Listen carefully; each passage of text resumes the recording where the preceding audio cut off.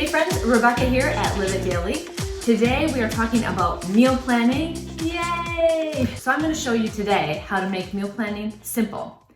The best part is I'm going to show you how to make it work for your lifestyle when life happens. A couple of things that you'll need for meal planning. First and foremost, you need a place to put your plan. So for me, I've gotten super technical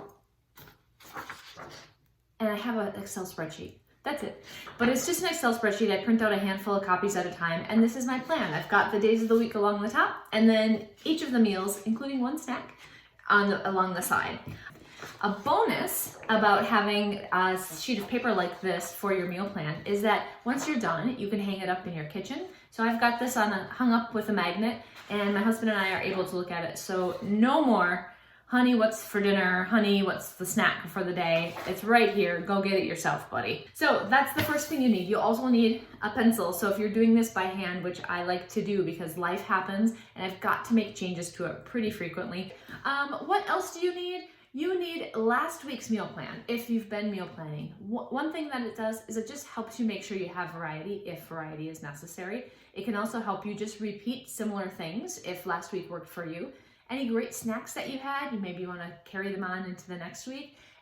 Or you may want to look at it to see, what did I have at the last part of the week? Do I have leftovers that I want to incorporate into this week? The next set of tools that you're going to need for your meal plan is your favorite magazine that's filled with delicious recipes. I'll scroll through the magazine and I'll dog ear anything that I might find interesting. I'll rip it out. That way, when I'm done reading the magazine, if I've ripped out the recipes I want to try, I know I can just recycle the magazine and it's done. It's out of the house. Also, when I do rip them out, I make a note if I use them or not, and I score them 1 out of 10. I do not keep anything that's 7 or less because why would we want to repeat a kind of meal? Every meal that I make, I want it to be good. I want it to be delicious. Another thing you can use as you look for meal ideas is your Blue Apron or HelloFresh recipes. So if you use a meal delivery service or a meal kit service, a lot of times they'll include the recipe. So if you find something that you really liked, again, 8 out of 10, keep it. If you don't like it, trash it. Another way to get some really interesting meal ideas is to go online. So one thing that I do is I use the Yummly app. I'll go in throughout the week from time to time and just kind of scroll through recipes. If something looks good, I'll yum it, which is the same thing as liking it. The beautiful thing about Yummly is you can add the action to schedule to eat. So if I see maybe a chicken soup recipe that looks really delicious, I'll schedule it on my calendar to eat on Sunday, which is when I do my meal planning. And then I may have a handful of those stacked up. So then I just go to my calendar and see what did I like from Yummly over this past week. If it's something I want to use, I'll put it on the day that I want to use it. If it's something that I want to use later, I'll just schedule it for the next week. That way it keeps rolling on my calendar. I haven't lost it, but I have minimal places that I have to go to actually look for recipe ideas. I'll share some of my rules with you as far as what works here at our house.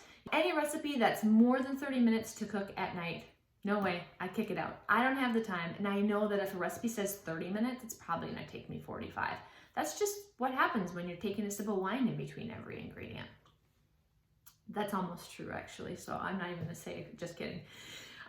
Also, I want to have something where I can cook double. So I try to keep straightforward ingredients, and I try not to get too expensive on the weeknights because those are the meals I want to somehow bring into the next breakfast, lunch, or dinner so that I don't have to make new stuff every single meal.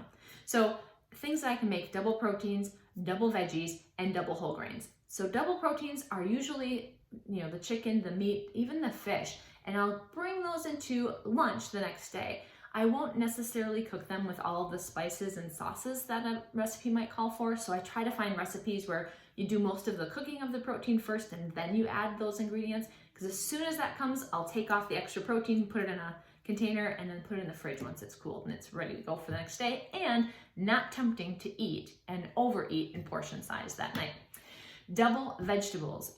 Double vegetables, especially vegetables that you think are going to be great in eggs the next day, is a must. So I don't eat eggs every morning, but the nights when I have some really good, like some roasted vegetables or some stir-fry type vegetables, I'll make double. And again, in the morning, then when I'm making my eggs, I just grab that container of the extra vegetables, fry them up with my eggs. It's almost a brand new meal and super fast.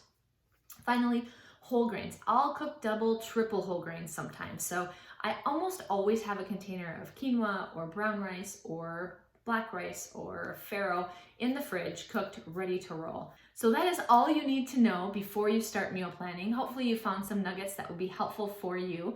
I'm going to now get busy starting my meal plan. I will write it out, and as soon as I'm done, we'll talk through it real quick, and I'll walk through the ways that I've learned to adjust and make things a little bit easier with meal planning.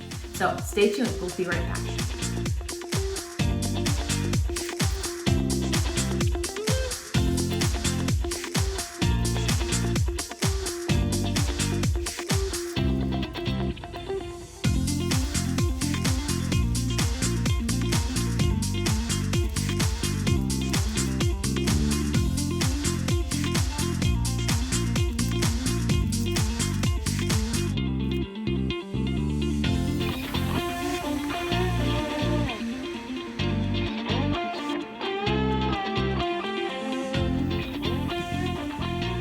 All right, gang, the meal plan is done, and I wanted to go over what I put together and why so that you can do this for yourself at home. In reality, as you know, I wrote my plan out with pencil, and I still do, but for the sake of this video, I typed it so you don't have to decipher my handwriting. And also I used some color coding just to kind of pull some things out to show you how meal components can be reused. So here you'll see the blank sheet of paper that we already looked at the beginning of the video today.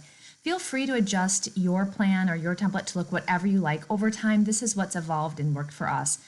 On the bottom, I've got the to-dos, which is any prep that I can do early for following days. This is usually something small I'll do while I'm cooking dinners or like in the afternoon when I'm on a break between meetings.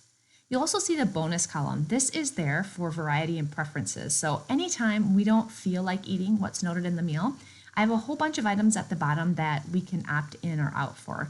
We work really hard to be thoughtful about our eating and to eat when we're hungry and to feed our bodies what it needs. And sometimes what's planned for the meal isn't exactly what our bodies are looking for. So I make sure that we have some options. This also helps it a lot easier to adhere to the plan because you don't feel like you're trapped into anything. Also, I left enough space so I can rate what works and what doesn't work throughout the week. So let's get started. Have a seat, grab your pen and paper, and first and foremost, put an X on any meal that you don't have to plan for. For us, you'll see that was Sunday morning. Otherwise, we are going to be home for every meal, so everything else is fair game. Also, you could make a note on days where you might need to do something special for your meal, or maybe where you might want to plan something easier or faster.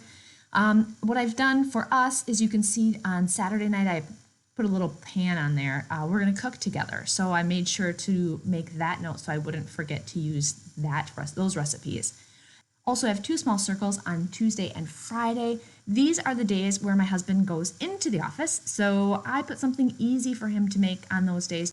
Also, this is the time where you want to make sure you've done your weekly planning with your family to make sure that you know where everyone's going to be and what meals everyone may be joining you for, to make sure that you're planning appropriately. Make it as easy on yourself as possible.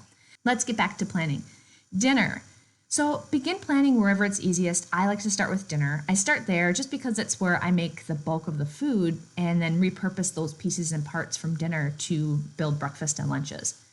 Then I'll add breakfast and lunches based on the pieces of parts that I think I can use from previous dinners. Next, you'll see I'll add the breakfast and lunches, and I base those on the pieces and parts of meals that I think I can reuse from the dinners. What I've done here, you can see, is color coding them. So now you can see, you don't have to do that at home, and I don't do it normally, but just to kind of call out to show where I'll make something for dinner, and you'll see pieces and parts of it used later on in the week. That saved me a lot of time from having to recook, and also I don't have to think of brand new recipes for those extra meals. Also, you'll see I've noted how many meals I'll need of that dinner item. Sometimes it's 2, sometimes it's 3. That way I know when I'm cooking during the week, I don't have to re-examine my plan and recount and try to remember what I was thinking when I made the plan. I can just look at the meal plan and say, okay, that's what I'm cooking, and I need to make sure I've got 3 meals worth for it. One thing you don't see here that I do have on my handwritten one are page numbers or the sources of where some of the recipes are. So it's really easy for me just to write the name, and if it's from a magazine that I keep or a cookbook, I'll put the page number. Otherwise, in my calendar, I've got the URL that I've saved. Next, I'll add the snacks. These are pretty simple, straightforward things that we can just grab and go.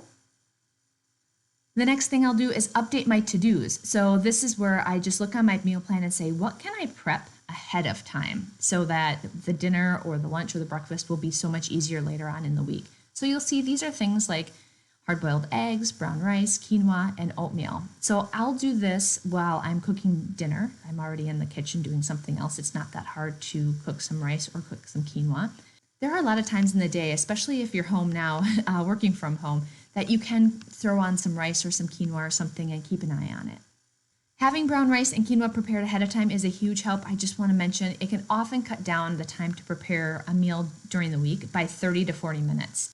And these are super versatile, filling, quality carbohydrates that fill your mind and body with energy and provide fiber. So you can't lose with them.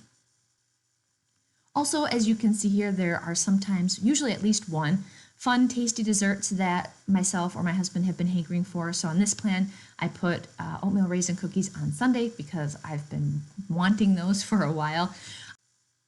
Finally, I'll put some old standbys in the bonus section. So these are the options for any meal if we're not feeling like having what's planned. Like I mentioned, this helps make sure we have some variety and fulfill preferences.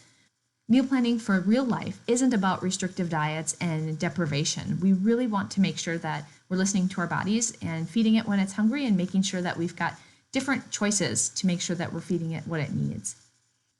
So this might look like a lot of food, a lot of work, a lot of shopping, but it really isn't. A lot of the shelf-stable things that are already in the pantry, like nuts and tuna and quinoa, rice, oatmeal, and a lot of the dinner recipes are made with things that I already have in the fridge or freezer. So when I put my meal plan together, I do look at recipes, but I do also look and see what else do I still have in the fridge or in the pantry that I need to use up.